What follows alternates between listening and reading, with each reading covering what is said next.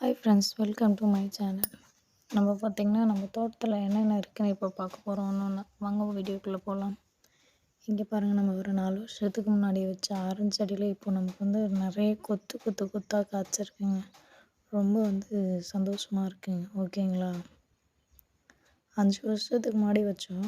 நம்ம கிளைமேட்டுக்கு வராது அப்படின்னு நினச்சோம். பார்த்தாவே நல்லாவே வந்திருக்கு. வீடியோவில் பாருங்கள், உங்களுக்கே தெரியும். ஓகேங்களா, அடுத்து பார்த்திங்கன்னா நமக்கு ஹார்வெஸ்ட் பண்ணுற ஸ்டேஜில் செவ்வாழை இருக்குங்க. செவ்வாழை பாருங்கள், வீடியோவில் பாருங்கள், உங்களுக்கு தெரியும் எப்படி இருக்குன்னு சொல்லிட்டு.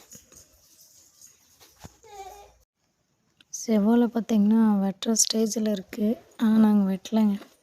ஏன்னா நல்லா மரத்துலேயே பழுக்கட்டும் அப்படின்னு சொல்லி விட்டுருக்கோம். தானே பார்த்திங்கன்னா பப்பாளி மரம். பப்பாளி மரத்தில் நிறைய காய வச்சுருக்குங்க. இப்போதைக்கு ஒரே ஒரு பழம் மட்டும் இருக்குது பாருங்கள்.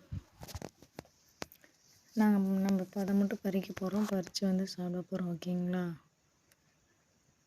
பாருங்கள், உங்களுக்கே தெரியும். மரத்து மேலே ஏறி நான் பறிச்சிட்ருக்கேன்.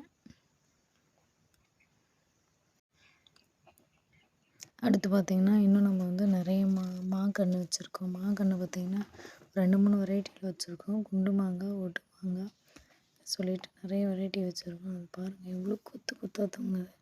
அந்த மரம் பார்த்திங்கன்னா ஒரு 6 ஃபீட் ஹைட் தாங்க இருக்கும். 6 அடி ஹைட்டு தான் இருக்கும்.